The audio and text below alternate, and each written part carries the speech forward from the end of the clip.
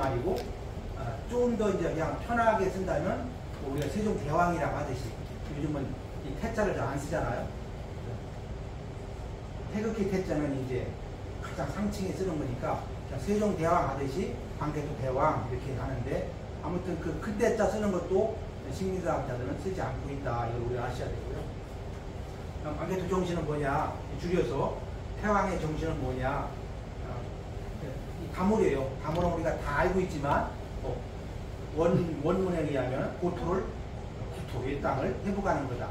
근데 이 땅을 회복하는데 어디까지가 이 땅이냐는 얘기죠. 그래서 우리가 다시 한번 재해석하면은 고조선 단군이 차지했던 그 땅을 다시 회복하는 거예요. 광개토 대왕은 오로지 우리가 잘못 알면 이제 침략의 영토 확장의 그런 군주로 알고 있는데 그분의 한 가지 생각은 오직 단군 고조선의 영역을 내가 다시 찾겠다 이거였어요. 그게 다물이에요. 그리고 목표와 지향점이 분명했던 거예요. 그렇게 아시면 다물의 개념을 우리가 정확히 이해할 수가 있어요. 그냥 막연하게 이 땅을 찾자가 아니었어요. 그러니까 그것이 분명하게 이제 우리 단군 고조선이 물려준 땅을 찾아야 되는 것이 그때의 가장 절박한 시대 사명이었어요. 시대적 과제였어요. 그렇게 우리가 이해하면 되겠습니다.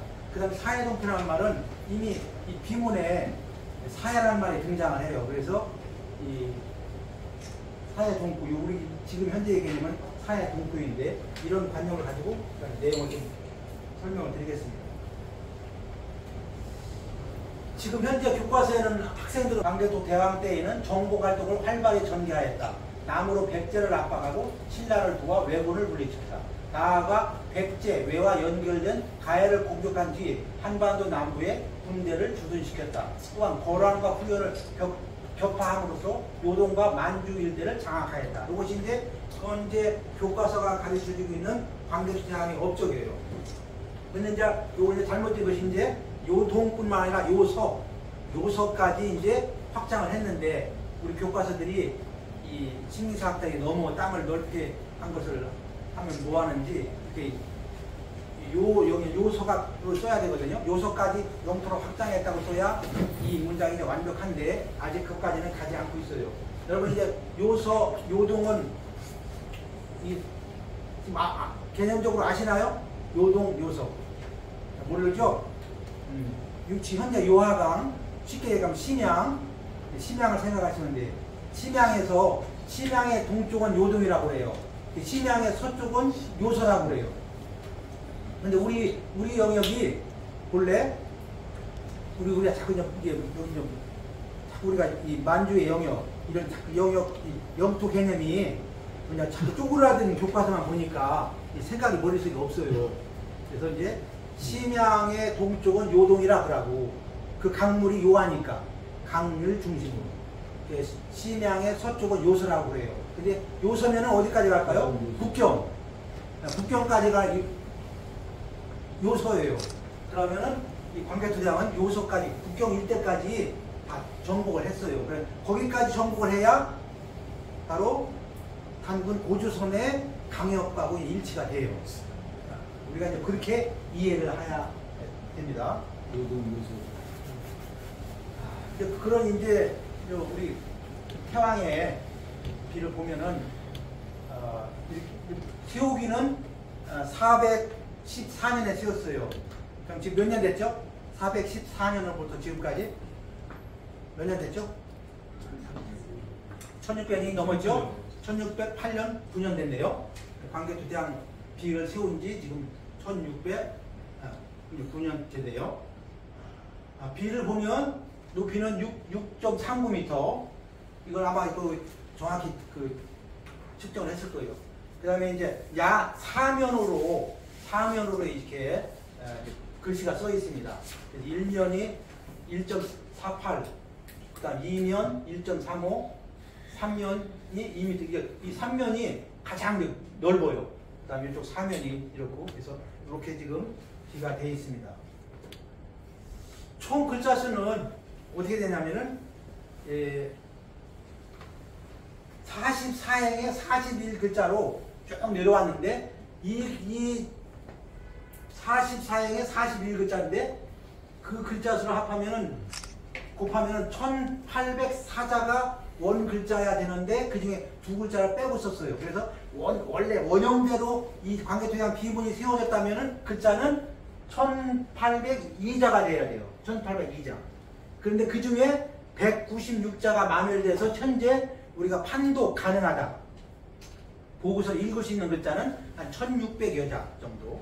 지금 현재 우리가 보고 읽을 수가 있어요. 나머지 근 200자는 지금 우리가 볼 수가 없기 때문에 중요한 것마다 우리가 이렇게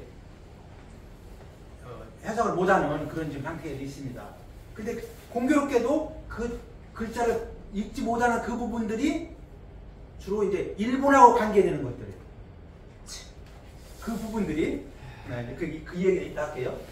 아무튼 그래서 원래 비석에는 1802자가 원래 글자였다. 이렇게 하시고 한 200여 자가 지금 마멸팜됐다. 이렇게 이해하십니다. 이름 국강상 관계 토경 평화 호태왕이 이제 원래 비문에 쓰여 있는 정식 이름이죠. 우리가 이제 이것 이름도 또 중국에서는 또 절대 또 관계 토태왕이라고 안 해요. 중국에서는 뭐라고 해요? 중국에서는 그냥 호태왕이라고만 해요. 앞에 이름을 안 불러줘요. 그 호태왕이라고 책 제목이 호태왕이라고 써있거나 이런 책들은 다 중국 사람 또 그쪽 계통의 책들이에요. 우리는 이제 호태왕이라고 잘 안 쓰죠. 그것도 이제 우리가 구별할 필요가 있고. 그 다음에 이제 이 관계토태왕의 이 글자하고 이제 같은 모양이 이제 경주에서 발견됐어요. 이게 이제 호우라고 그래요. 이런 글자들이 발견됐죠. 그때 이제 이거 우리 경주에서 1946년인가 경주에서 발굴된 이런 호우가 발견됐는데 이 글씨체가 관계토태왕 비문의 글씨체하고 같은 게 이제 확인이 됐어요. 이렇게 해서 이제 이 글자가 이렇게 나왔었죠. 그래서 이 글자 왜 이게 경주에 있었을까? 추측컨대 관계토태왕이 경주에 있는 신라의 왕한테 호우를 만들어서 선물을 해준 게 아니겠느냐 이렇게 이제 추정을 하고요. 그때 이제 이런 우물정자가 저게 무슨 뜻이냐? 저게 이제 그래서 이제 최인호 작가 아시죠? 최인호 작가가 저 우물정자를 추적을 해서 이게 무슨 뜻일까를 찾아가지고 이제 중국하고 이 국내를 전부 돌아다니면서 그 의미를 추적을 한다고 했었죠. 그래서 이제 제가 보니까 저 우물정자는 여러 가지 해석이 있어요. 이제 근데 이제 백두산 그 천지도 생각을 하고 또는 이제 이 국강 강할 때 이게 이건 지명 묘지의 이름인데 지명의 위치를 말하는 건데 이 강자가 이제 북두칠성을 말해요. 강자가 그래가지고 이 우물정자가 이제 그런 거와 관계 있지 않느냐 이렇게 얘기하고 아무튼 저는 어뢰 알이다 해다 왕이다 알족 이런 뜻으로 해석도 해봅니다. 일단 시간 있으면 한번 해보고요. 비문은 이제 전체적으로 내용은 아까 이제 사면에 둘러서 이제 있다고 했었죠. 있다고 했는데 첫째로 중요한 게 뭐냐면 고구려의 건국과 관계토태왕의 그 행적을 기록을 했고요. 두 번째가 공문, 관계토태왕의 공문, 백제 비료 도구열을 정벌한 기사. 그 다음에 세 번째가 뭐냐면은 이 묘를 너희들이 어떻게 관리하라. 묘를 관리하는 이 수벼의 그 관리 원칙 이런 걸 써놓으셨어요. 그러니까 의외로 이 관계토태왕 비문이 역사만 적혀 있는 게 아니라 앞으로 너희들이 내 비를 어떻게 관리하고 앞으로 누가 여기 와서 이 비를 관리해야 되느냐 관리할 사람들 그 종족 이름까지 다 써놓으셨어요. 그래서 그러면서 뭐라고 했냐면 이 관계토태왕이 마지막에 이 비를 뭐라고 했냐면 10,000년 동안 이어가도록 해라. 10,000년이라고 했어요. 근데 지금 우리가 1600년 됐는데 했었죠. 중국한테. 유네스코 등록이 중국이었죠. 유네스코 등록이 중국이 했잖아요. 법적으로는 중국이 인자예요 이게. 근데 10,000년을 위하여 그래서 이걸 지키라고 너희가 이걸 지키라고 만년을 이어가도록 하라고 이렇게 어떻게 하냐고 누가 하고 다 막 해놨어요.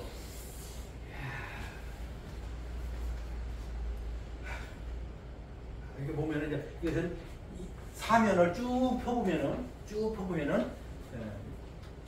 요 앞에는 이제 광개토대왕의 그 이제 고구려가 어떻게 세워졌다 그 얘기하고 여기서까지가 이제 광개토대왕의 업적이고요. 이렇게 마지막에 요 부분이 이제 내 묘를 내 비를 이렇게 관리해라 이렇게 많이 썼어요. 이렇게 한번 광개토대왕이 어디를 정벌해 가지고 했느냐 결국 고란족, 백제, 뭐 숙신, 식신, 외구, 일본 쭉 나와요. 연도별로 정벌한 거. 그 다음에 또 백제, 후연, 요동에서 요석까지, 동구요까지 쭉 정벌한 내용. 그거는 참고로 아시고 또 이제 제가 이따 또 혹시 또 기회 되면 좀 말씀드리고요. 단재 선생님이 이제 광개토 태왕을 평한 말이에요.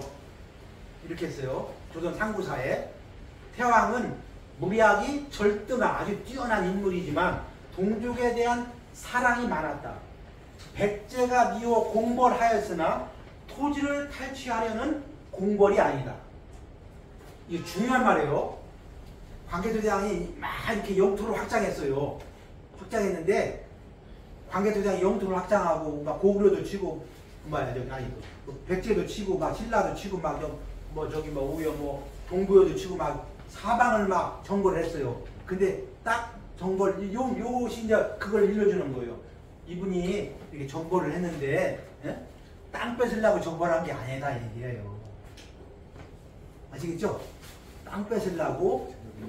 그러니까 우리가 이제 흔히 고구려 백제 신라를 놓고 왜 이 위대한 광개토 태왕이 계셨는데 삼국을 통일했지 왜 신라한테 뺏겼을까요?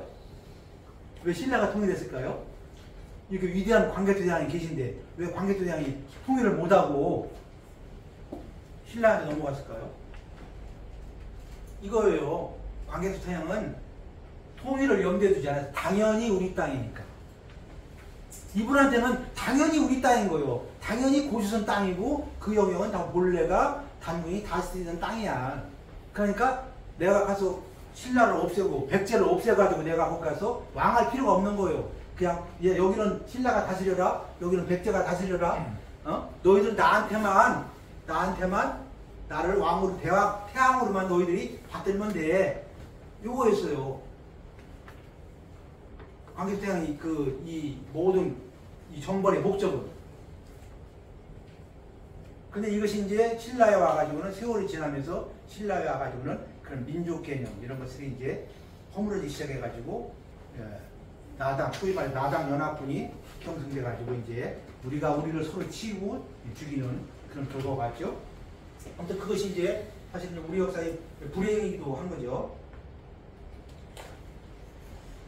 이 교과서에서 가르치는 광개토대왕의 영토 확장, 그 다음에 이제 요소까지 이정규 교수는 저렇게 넓혀봐야 된다 이렇게 이제 주장을 합니다.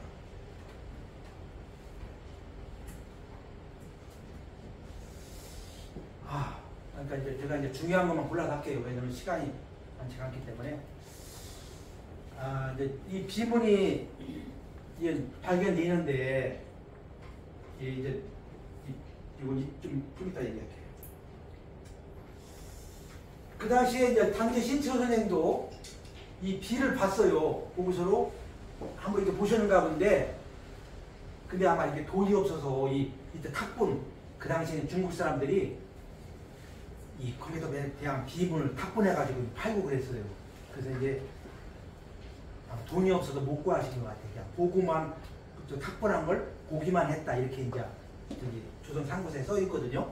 그래서 보니까 여러 가지 글자 빠진 글자가 많고 그렇더라. 그때가 아마 1903년에 처음 이렇게 탁본해가지고 이렇게 돌아다니고 그랬는 것 같아요.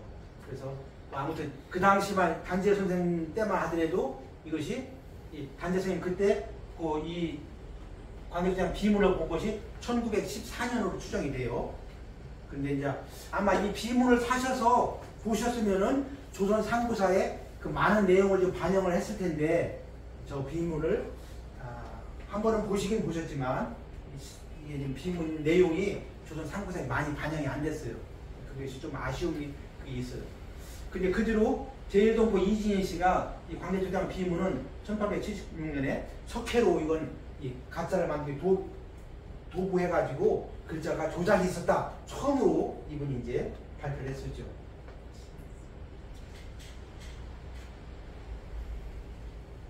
근데 이 광개토대왕 비문을 이제 가장 아쉬운 것이 우리가 모르고 있는데 일본 육군 참모본부의 정보장교 사카와라는 정보장교가 이 만주에 침입해가지고 들어가서 몰래 이 비문을 찾았어요. 근데 어떻게 찾았냐면 물론 이제 탁본이 다니니까 탁본을 보고 이 정보장교가 탁본을 가지고 이제 본국에 보낸 거예요. 분석해 보니까 야 이것이 역사에서 말하는 광개토대왕 비문이다. 그런데 그때 일본에서 아무도 모르게 그 비문을 탁본을 구입을 해가지고 그 육군 참모본부 그다음에 완전 그때는 일본이 군국주의 시대이기 때문에 모든 권력이 다 육군 참모본부에 있어요. 응? 그래서 이제 그 참모본부 지하에서 광개토대왕 비문을 연구해요.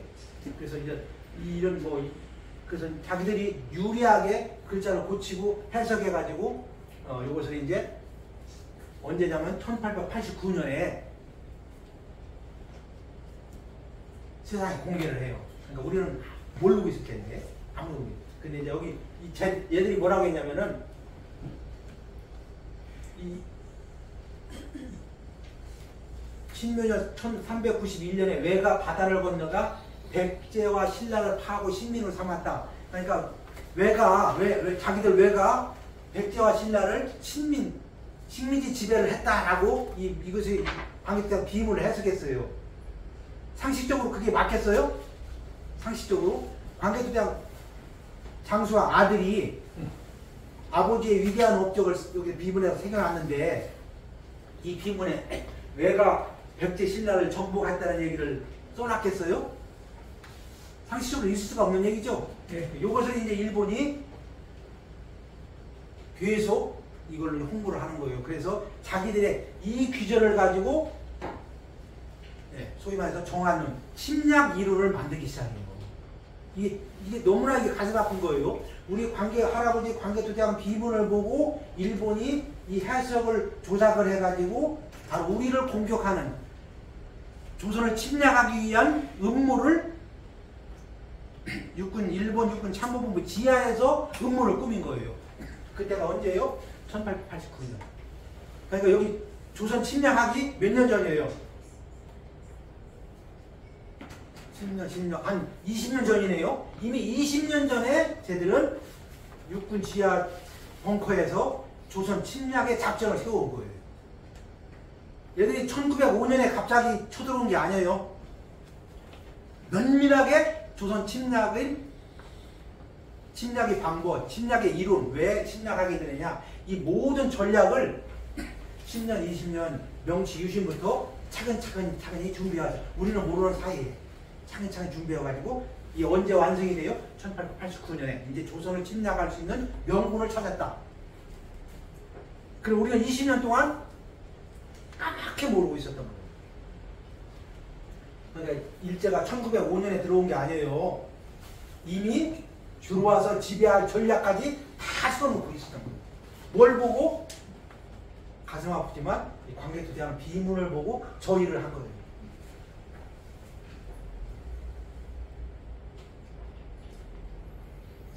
지금 이제 일본 아이들이 잘 보세요. 지금 일본 아이들이 앞에서 얘기한 백제하고 신라를 지배했다는 그 이론을 가지고 1889년에 세운 그 이론이 지금까지 일본 교과서에 그대로 실리고 있어요. 그전에 우리가 보통학교 때 1937년 이렇게 조그맣게 그렸는데 이제는 넓어졌어요. 이렇게요. 2010년도에. 2010년 2021년 2021년에 나온 내가 책을 보니까 교과서를 보니까 여기 충청도까지 먹었더라고. 잘 보세요. 이거 지금 이건 이 독도가 여기 문제가 아니라니까요. 독도가 문제가 아니고 지금 일본의 교과서에는 충청도까지 일본이 지배했다는 이 지도를 아이들한테 가르치고 있어요. 우리는 모르는데 지금 그렇게 돼 있어요. 여러분 우리가 그것이 하루아침에 이런 게 아니라 1889년에 일본은 모든 이론이 다 정리돼서 조선을 침략하는 이론.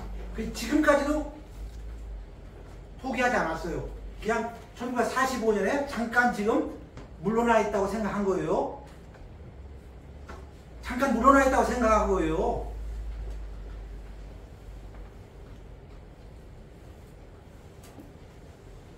그러니까 교과서에 이렇게 가르치죠. 뭐 독도는 말할 것도 없고. 그러니까 지금 그러면 문제가 뭐냐? 교과서가 가지고 있는 문제가 뭐냐? 일본의 지금 청소년들은 머릿속에 이것만 생각해요. 독도는 우리 일본 거야. 그 다음에 여기 백제 고구려 백제 신라 여기 본래 우리 조상들이 지금부터 1700년 전에 저기 다 점령했었어.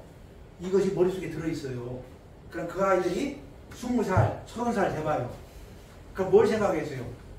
한국 애들 쟤들 나쁜 애들이네. 우리 배울 때 우리 교과서에서 독도는 우리 땅이라고 배웠고 여기는 벌써 다 우리 거였는데 우리가 가서 일본 자유대에 끌고 가서 우리가 침략해도 걔는 침략이 아니죠. 뭐라고 그래요? 도로 찾아온다고 하겠죠. 사물. 일본 식당.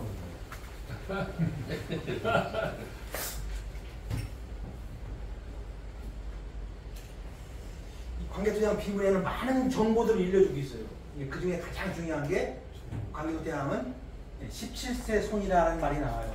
그래서 이것은 좀 복잡한 내용인데 삼국사기에는 19대 손이라고 했는데 어떻게든 17세 손이냐 이거 복잡한 얘기예요. 그런데 이제 고구려는 왕대 손을 살 때 아버지가 아들한테 물려준 것만 왕대에 들어가요. 1대, 2대, 3대. 형, 동생끼리 주고받은 것은 왕대에 포함을 안 시켜요. 그냥 같은 걸로 봐요. 이제 그게 고구려의 독특한 왕대를 따지는 방법이에요. 그것만 하시면 돼요. 고구려에도 몇 번 형제간에 주고받은 왕위가 있는데 그것은 대수에 포함되지 않아요. 자식한테 내려가는 경우만 대수가 포함되기 때문에 여러 가지가 우리가 지금 생각하는 그런 거하고 좀 틀려요. 그 다음에 이 광개토대왕 비문의 가장 중요한 역사적으로 우리한테 중요한 건 뭐냐? 물론 지금 생각하면은 첫 문장에 단군 이래 해가지고 고조몽이 쓰고 뭐 이렇게 북부여가 쓰고 고구려가 쓰고 이렇게 쓰면 참 좋은데 단군이라는 이름은 등장하지 않고 뭐가 등장하냐면 북부여라는 말이 등장해요. 북부여. 이게 아주 중요한 거거든요. 그래서 이제 우리 역사 고구려 이전에 북부여가 있었다는 얘기고, 그러니까 북부여가 있었다는 얘기는 바로 고조선이 있었다는 얘기거든요. 우리가 거기 왜냐하면 그 당시 사람들은 너무나 당연한 거니까 지금 우리가 잊어버렸을 뿐이지 그 시대 사람들한테는 고구려 그 앞에 북부여가 있었다. 그러면 그 고조선이 있었던 거예요. 당연한 역사관인 거예요. 우리가 잊었을 뿐이지. 근데 이제 그래서 우리가 이 북부여라는 명칭이 이 광개토대왕 비문에 등장한다는 게 아주 중요해요. 근데 이제 제가 이거 아이들하고 짜봤어요. 잘 보세요. 지금 우리가 이제 고구려 백제 신라를 우리 알고 있는데 지금 얘기한 북부여가 뭐냐면은 이 고조선과 이 사국을 연결해주는 역할이 바로 북부여예요. 그 길목에 아주 목이야. 아주 중요해요. 이 목이라고 하잖아요. 목. 아주 중요해요. 왜냐면 우리가 이 현행 교과서에는 우리 고조선을 설명할 때 위만에 와서 망했다 그렇게 했어요. 위만조선 이게 잘못된 거거든요. 지금 그 얘기하면 머리가 아프니까. 이 고조선은 북부여한테 왕권을 넘겨준 거예요. 그러니까 우리 고조선 단군의 왕권은 북부여로 갔다가 고구려로 넘어온 거예요. 여기 이제 유속시조 해가지고 이제 이렇게 추모, 고주몽을 우리가 고주몽 삼국유사에 따라가지고 이제 고주몽, 주몽이라는 말을 쓰는데 이 광역장 비문에는 추모라고 이렇게 써서 추모. 그래서 예수적 시조 추모왕이 나라를 창건한 터이다 이렇게 해서 민족 유속시조 이렇게 해서 비문이 처음 시작이 됩니다. 이것은 아주 제가 너무나 아름다워가지고 너기옵나니 넷비릇은 한배 총군임금터 처음 만드실 때 이건 위당 정인부 선생이 한문 우리말로 저기 풀었어요. 아주 좋아요. 나중에 할 때 순 우리말 번역본이 있어요. 정인부 선생이. 뭐 지금 우리가 저거 흉내낼 수 없는 조선말이죠. 네, 아주 선 우리말로 저렇게 푸셨어요. 저거 지금 우리가 오히려 지금 우리가 한문 보는 것도 낯설지만은 이것은 우리가 역사에 전해야 돼요. 이 정인부 선생이 1930년대에 비문을 보시고 우리말로 저렇게 하셨어요.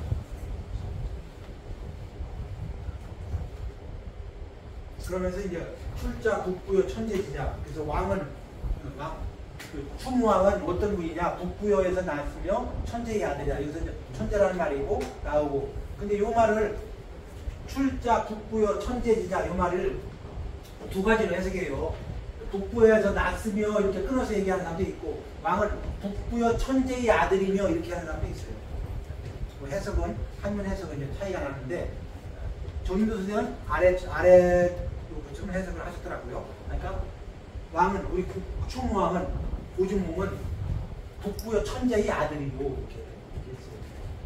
어머니는 하백이 따님이니 그래서 나는 아시 황천이자 황천이라는 말을 썼어요. 황천 요즘은 우리가 황천이라는 말 안 쓰고 황천하면 좀 슬픈 개념이 있는 황천인데 그 당시에 이거 임금 황천을 해서 황천이라고 했어요. 그래서 하나님이 하나님을 황천이라고 했어요. 그래서 나는 하나님을 자손해. 그래서 여기서 이제 광개토장 비문에 의해서 우리가 비로소 천손이라는 개념을 갖게 돼요. 천손. 천손이라는 말 많이 쓰고 있죠. 천손. 우리 민족은 천손 민족이다. 그 근거가 나는 황천, 나는 하나님의 자손이다.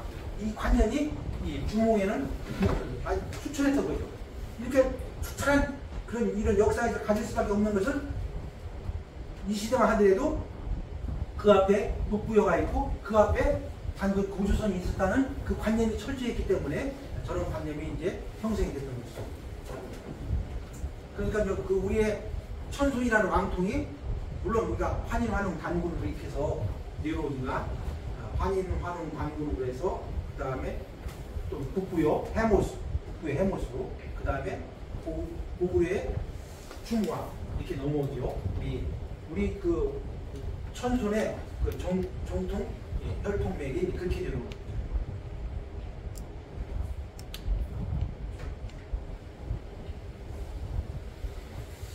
여기 보면 이제 제가 이제 중요한 것만 이렇게 할게요. 영락이라는 말이 나와요. 영락. 우리가 영락 태왕이라 이렇게 말하는데 연호를 영락이라고 했어요. 그래서 이 연호를 영락이라고 하는 것은 영락 몇 년, 영락이라고 하는 것은 스스로가 황제라는 얘기예요. 그래서 황제라 쓰지 않고 이때는 태왕이라고 쓴 거예요. 왕 중의 왕을 태왕이라고 쓴 거예요.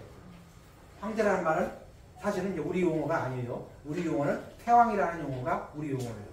그래서 이제 태왕이니까 연호를 썼는데 영락 몇 년 이렇게 쓴 거죠. 그러니까 우리는 지금은 뭐야? 우리 연호가 있나요, 없나요? 우리 연호. 대한민국 연호? 예, 민국 연호가 있죠. 대한민국. 네, 그렇죠. 우리가 대한민국 민국 연호가 있는데 우리가 지금 현재는 서기에 휩쓸려 가지고 뭐 다 이제 잊어버리고 있죠. 예. 일본은 자기네 연호를 써요. 그건 안 버려요. 그러니까 그런 걸 우리가 좀 해야 되는데 우리는 이렇게 자진해서 다 반납하고 저렇게 써주는 걸 이게 국제 화인 것처럼 이렇게 착각을 해서 우리는 단기 연호를 자진해서 우리가 없앴죠. 자진해서 없애고 서기를 쓰는 걸로 그렇게 해가지고 지금 현재 서기를 쓰고 있는데 아무튼 영락이라는 당신만이 쓸 수 있는 고유한 그런 연호를 이렇게 썼다는 걸 우리가 확실히 알 수가 있고요. 이제 이 비문의 한 규절인데 제가 저는 그래서 아까 말씀드린 것처럼 이 사회라는 말이 참으로 중요하다 이렇게 생각을 해요. 사회를 내가 호령한다는 이 뭉대한 이 꿈과 포부 그것을 관계도장에 가지고 있었다는 얘기죠. 사회. 이것은 이제 한자가 이거 뭐 사람마다 이제 글자가 안 보이니까 이 글자를 이렇게로 해석해야 되냐, 저 글자로 해석해야 되냐 이런 이론이 많아요. 근데 제가 이제 쭉 보면은 태왕의 은택이 하늘에까지 미치고 그 위무는 사해에 떠쳤다. 그래서 이제 이렇게 쓰는데 이 신규죽 선생은 한국권의 저자 예관 신규죽 선생은 이것을 불피 이렇게 해석해야 된다. 이런 분들은 다 이렇게 나름대로 관계도장 비문을 보고 해석을 했어요. 이따 뒤에도 나오지만 그 조수왕 선생도 그 비문을 해석하고 그러셨어요. 그래서 이제 관계도장은 바로 그 위무로서 그분의 그 위무가 사회를 이렇게 뒤덮었다 이렇게 표현했고요. 이때 그 위무를 사회를 뒤덮은 그 위무는 아까 얘기한 것처럼 그런 어떤 폭력, 정부 관련은 그런 것이 그 의미보다도 본래의 그 고조선 영역을 확보함으로써 어떤 민족의 어떤 정통성 이런 것을 확보히 하려는 그런 의지가 강했다. 그러니까 우리가 지금 이렇게 살고 있는데 그러니까 민족의식, 민족의 개념이 언제쯤 나왔을 것 같아요? 우리가 민족의 개념 한번 생각해 보세요. 민족이라는 의식이 언제쯤 우리는 하나의 문화, 하나의 혈통이라는 의식이 언제쯤부터 형성됐을까요? 고조선. 그렇죠. 고조선 때 이미 형성됐어요.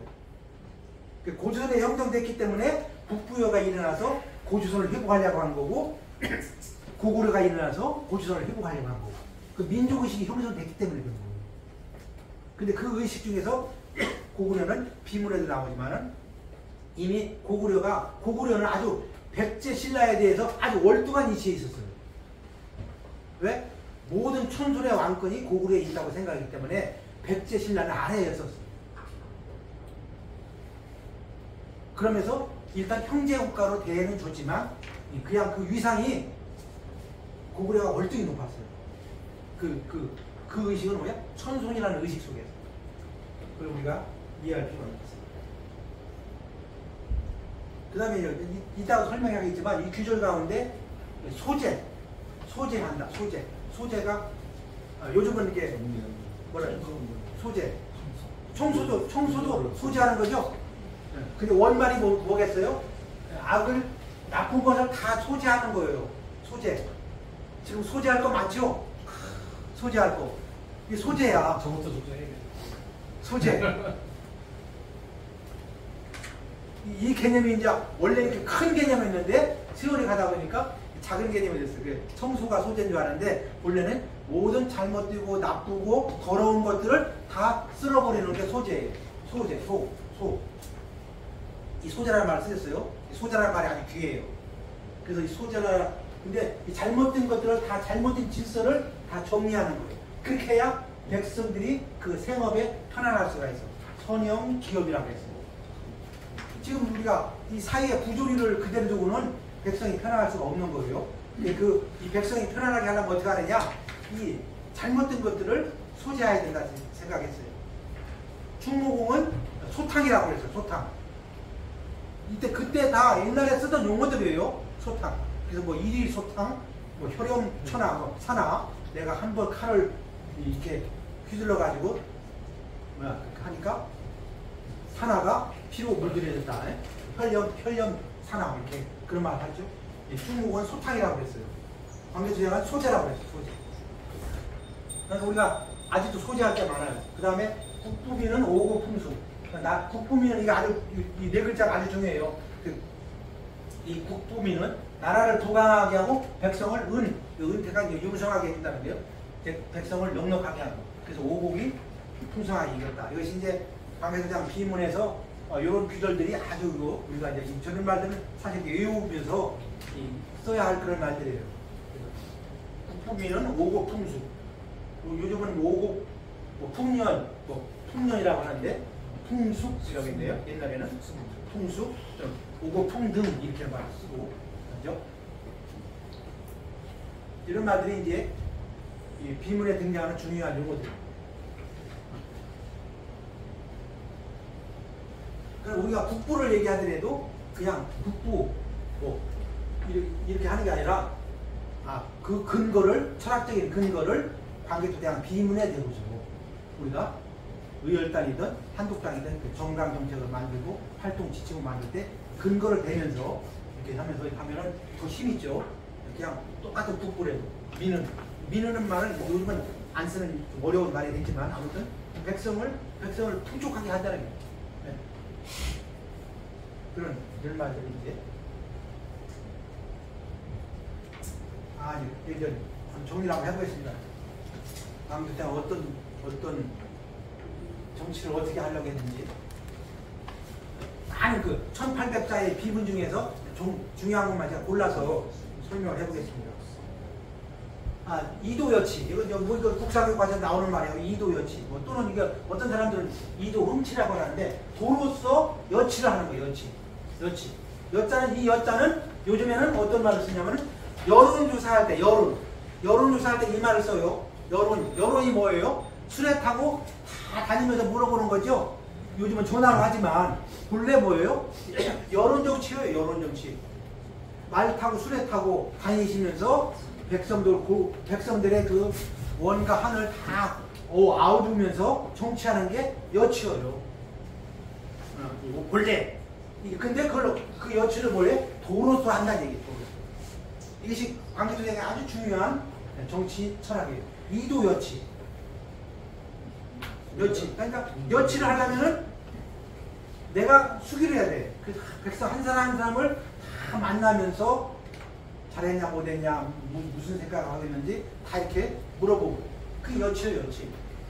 요즘은 그냥 뭐 이렇게 여론기관에 의뢰해가지고 그냥 막 간단히 하지만 아무튼 그런 이 여치의 모범 견본이 광개토대왕 비문에 있다. 이도여치.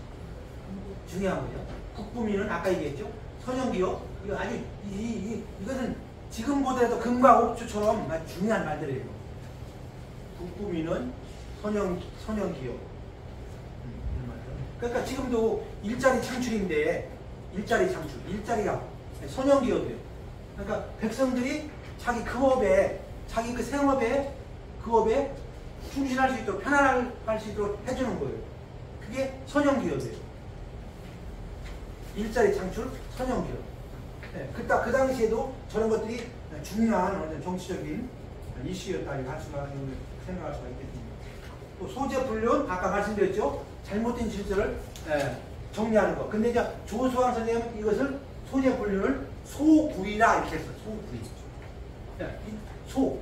구이를 소재하는 건데 이때 구이는 우리 동이죠. 우리 구이.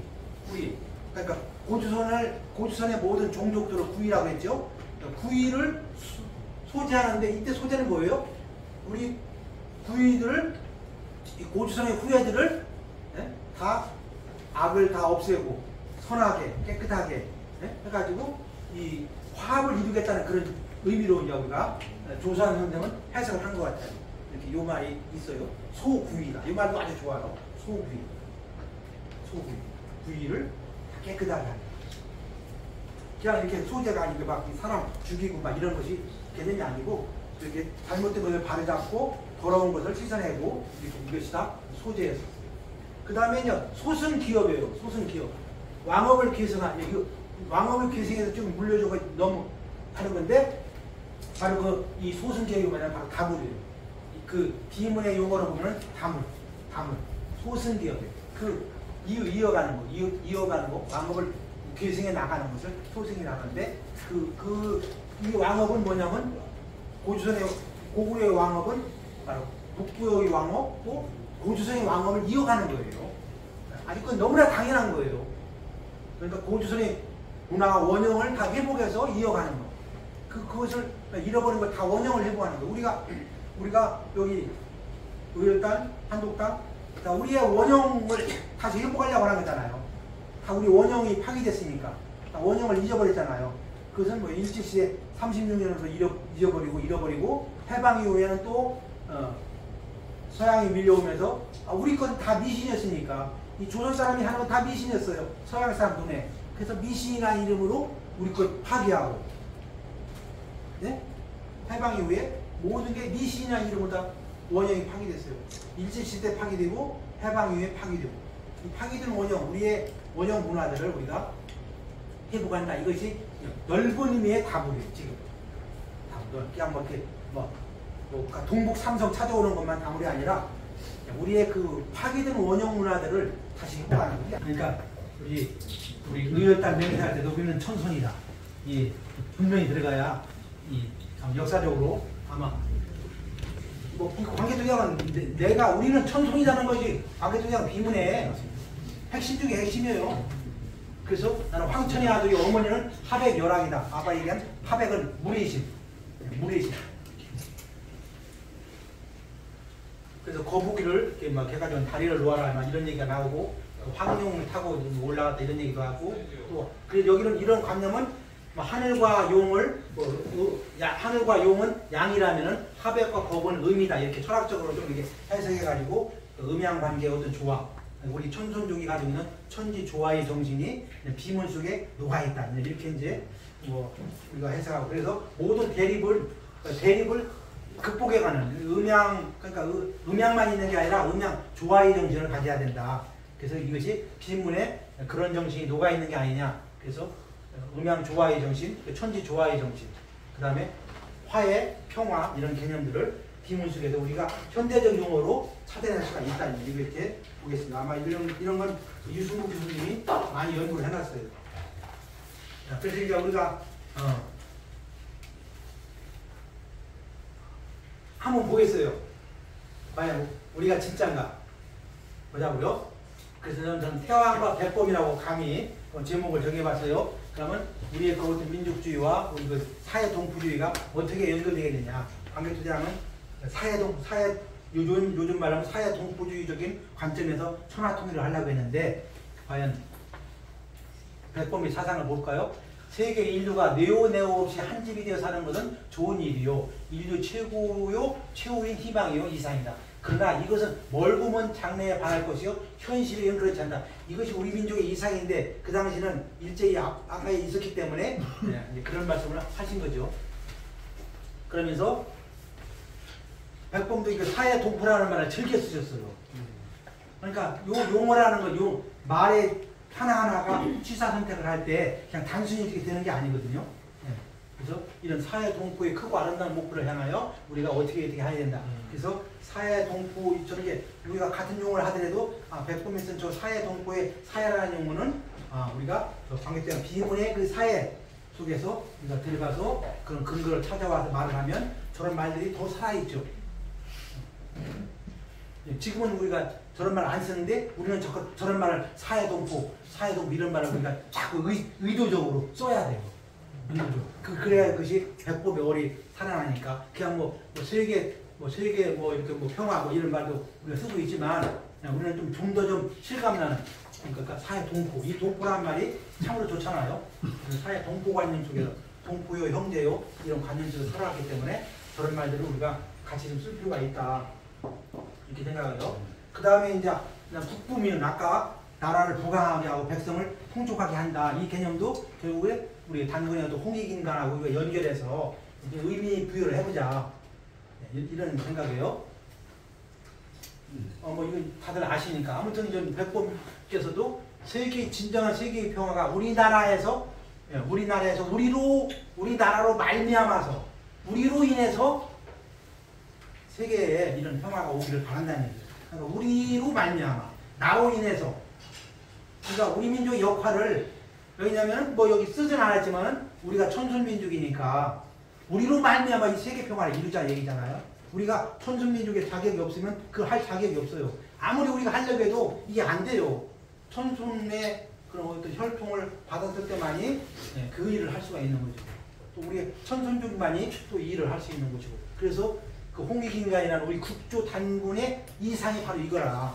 그러니까 이 말 속에는 그냥 우리가 이런 역사적인 맥락을 모르고 그냥 이 문장을 읽는 것과 역사를 이해하고 이 문장을 읽을 때는 확연하게 그 차이가 나는 거예요.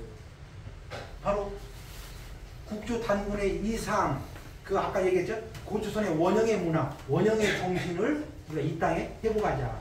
그것이 바로 홍익인간이다. 근데 이 홍익인간 우리가 세계 평화를 이루는데 그러니까 사회 동포를 실현하는데 바로 그 우리나라에서 우리로 말미암아 한다는 것은 우리가 강한 천손족이라는 강한 그런 자부심을 가지고 그게 뭐 우리가 천손족이라고 한 것이 우리가 그것을 뭐라고 할까? 요즘 말로 뭐 우월의식이라든가 뭐 남을 배타적인 그런 개념으로 이해하지 말고 또 우리만이 또 그런 의식을 가지고 살아왔어요. 그 천손 의식을. 그러니까 천손이니까 천손 의식을 갖지요. 천손이 아닌 사람이 천손 의식을 갖겠어요? 없지요. 안 되죠. 그건 안 되는 거예요. 천손이니까 천손 의식을 갖는 거예요. 그래서 이것이 이제 다시 한번 우리가 그런 관계토대함과 이렇게 백범의 이런 이상들 이게 사실은 우리의 이상이잖아요. 이것이 이제 역사 속에서 이렇게 우리가 살아나도록 한번 해보자 이런 얘기죠. 그다음에 이 백범일지를 이렇게 관계토대함 비문을 읽다가 백범일지 읽어보면은 그냥 그런 일 생각들이 나요. 보세요. 아까 여론 이도여치 백성들의 작은 의견은 이해관계로 결정되거니와 큰 의견은 그 국민성과 신앙과 철학으로 결정된다. 여기서 이제 그래서 이 백범이 문화와 교육의 중요성을 강조했고 물론 백범 선생님도 이제 그 교사 역할을 했기 때문에 그런 걸 누구보다도 먼저 교육의 중요성을 알았을 것이고 그래서 백성들의 그 작은 의견 하나하나까지도 다 챙겨야 된다는 그런 의식들이 있었고요. 그 다음에 이제 3천만 동포의 이제 눈물로 할 때 이건 아주 뭐 이거 삼패선을 펴고 쓰러질지언정 일신의 구차나 안위를 위하여 단독 정부를 세우는 데는 협력하지 아니한다. 아무튼 이런 그 당시에 정말 3천만 동포에게 정말 뭐랄까 간절한 그런 말씀을 하셨죠. 근데 한 가지 제가 이제 말씀드릴 게 있어요. 백범일지 여러분 좋아하시겠지만 이 백범 선생을 흠집내고 하려는 사람들이 백범일지 한 구절을 이거 빼가지고 인쇄를 했어요. 요즘 여러분들이 이제 이 백범일지를 잘 보셔야 돼요. 이게 잘못 보면은 백범일지 욕하는 책을 읽는 거예요. 이거 잘 보세요. 백범일지에 이 고통 고문을 당했을 때 고문을 당할 때 음식을 안 줘서 굶게 해가지고 고문을 하잖아요. 그때 이제 그러니까 나는 굶었는데 다른 사람들이 음식 먹는 냄새가 날 때 그때의 심정이에요. 다른 사람들이 문전에서 사식을 먹으면 고깃국과 김치 냄새가 코에 들어와서 비칠 듯이 먹고 싶어진다. 그러죠? 이게 고문이니까 못 먹게 하니까. 또한 아내가 나이 젊으니 몸이라도 팔아서 좋은 음식이나 늘 하에다 주면 좋겠다 하는 이런 해서는 안 되는 더러운 생각까지 들게 된다는 것이 이 백범일지에 들어있는데 요 백범 선생을 싫어하는 놈들이 백범일지 책을 인쇄할 때 요 말을 뺐어요. 그럼 어떻게 되는 거예요? 어떻게 된 거예요? 심각한 거예요. 뭐라고 해야 돼? 이거 꿀통들이 이걸 빼가지고 인쇄한다니까 지금. 그래가지고 이걸 갖기 때문에 백범은 사람도 아니다. 마누라 팔아서 좋은 음식 먹으려고 했다고 왜곡해서 이 선전하는 놈들이 엄청 많아요 지금.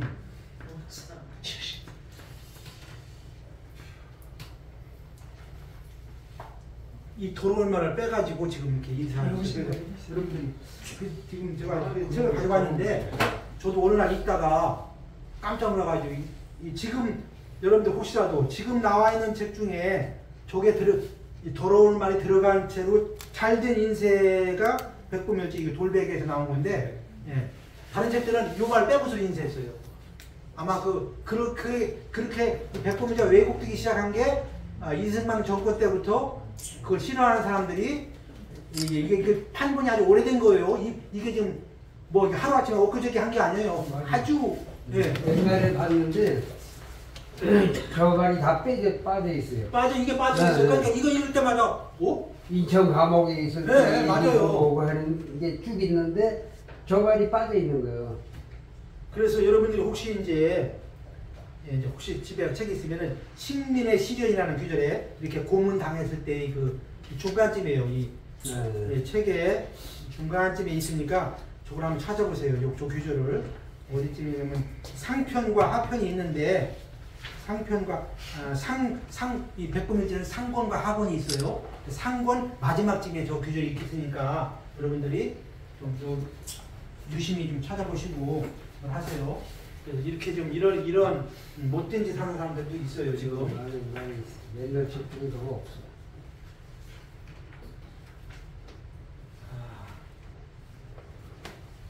정말 뭘 자료를 하는 게 알고시 안 들어갔구나.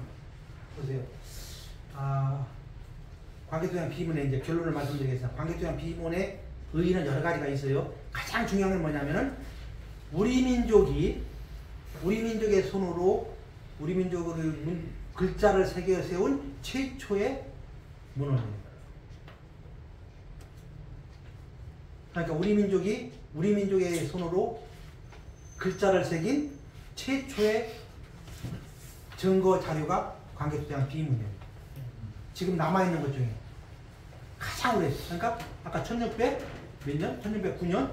1609년에. 그러니까 우리가 지금 역사책에 삼국유사, 삼국사가 있지만 그건 다 고려시대에 나온 거예요. 응? 그건 이제 책일 뿐이지. 이게 여기 목판 인쇄한 거지. 그것은 원문이 아니에요. 원문의 원형의 글자. 최초의 우리가 우리 손으로 기록한 문자. 기록. 우리가 지금 보고 있는 거. 그러니까 우리가 문자의 역사로 봤을 때는 우리가 1600년의 역사를 가지고 있어요. 문자의 역사는. 물론 그 이전에 있지만 아무래도 확인할 수 있는 건. 그대로 나와 있는 모든 것들은 다 그대로 나온 거니까. 아무튼 이렇게 역사적으로 관계도량 비문은 너무나 위대한 것이다. 이렇게 우리가 알아야 되고, 그것이 우리들의 후손들의 잘못을 인해서 이제 중국 땅에 남아있고 급기야 이제 중국 문화재로 이렇게 등록이 되는 정말 우리 어떻게 보면은 관객 태왕한테 죄를 이건 찢을 수 없는 사실은 죄를 짓고 있는 거죠. 지키지 못해서 그런 게 있고 아무튼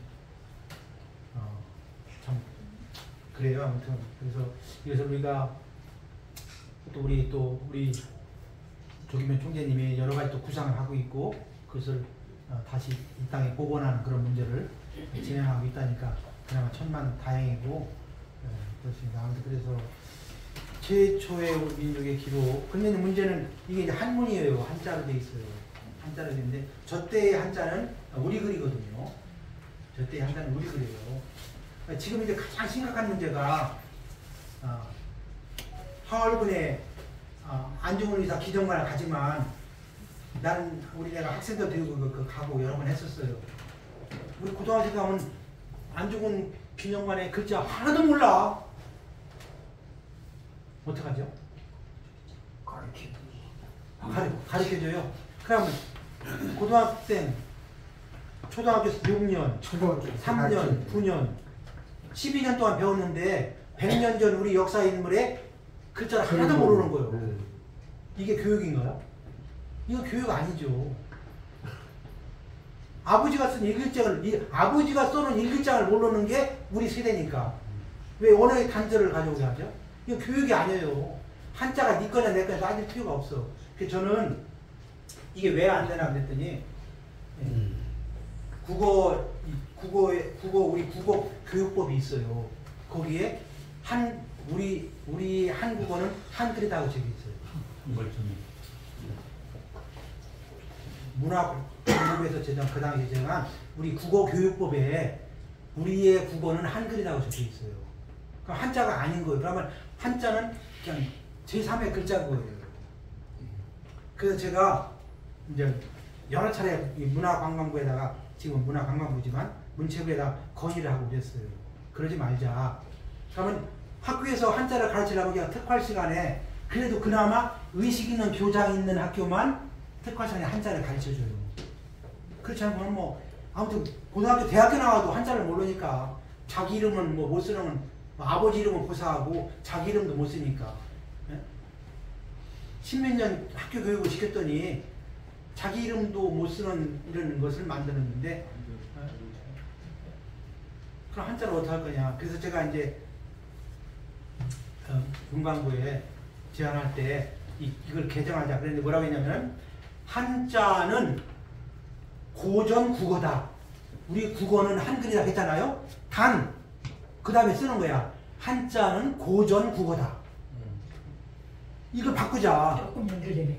연결되죠. 난 그거 가지고 제가 몇 년 투쟁을 했어요. 옛날 거다. 네, 옛날 국어다, 고전 국어다. 왜? 우리 왕주실록이 한자고 우선 광개토장 비문이 한자인데 저걸 남의 글자라고 중국 글자라고 요즘 뭐 짱깨 글자라고 그래. 요즘은 아주 비하해가지고 그런 말 하면 안 되거든요.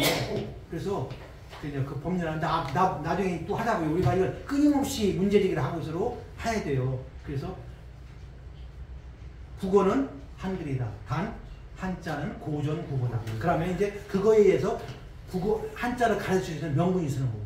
지금은 저희 외국어로 해놨기 때문에 뭐 이 한자 교육 얘기해봐야 안 통해요. 고전하고 아주 정말. 네, 그래서 그 운동을 제가 본격적으로 앞으로 이제 저도 이제 해봤으니까 우리 한독단 의열단도 이제 그 일을 하셔야 될 것 같아요. 의열단이 할 일이 많네. 의열단 할 일 많죠. 아까 여기 이제 의열단 아까 소재 부리 청소 소재하는 거거든요. 의열단이 뭐예요? 소재하는 거잖아요. 소재하는 거예요. 이제 우측사로. 소재 좀 소재라는 말이 이제 고전적 언어인데 좀 새로운 말로 찾아가지고 근거는 뭐야? 광개토대왕의 비문에 소재라고 했고 저기 충북은 이순신은 소탕이라고 했다. 다 쓸어버려 내가 한 칼로 다 쓸어버리겠다 했잖아요. 일이 소탕하겠다고. 그래서 소탕이 요즘은 뭐 공비소탕, 간첩소탕 이런 것만 자꾸 외우게 돼서 용어가 가면서 이렇게 낡아져 버리거든. 용어도 말도 가면서 쓰는 사람에 따라서 이게 다른 뜻으로 왜곡이 돼요. 그래서 이제 우리가 이런 거 하시면서 이제 어차피 우리가 이렇게 민족운동에 들어섰으니까 이런 면에서 뭔가 이 시대에 뭔가 좀 보람된 일 하셨으면 좋겠고 또 했으면 좋겠어요. 그래서 뭔가 바로 되고 바로 잡히는 그런 게 나와야 되지 않을까 이런 생각으로 이렇게 저도 이렇게 푸념만 해봅니다. 감사합니다.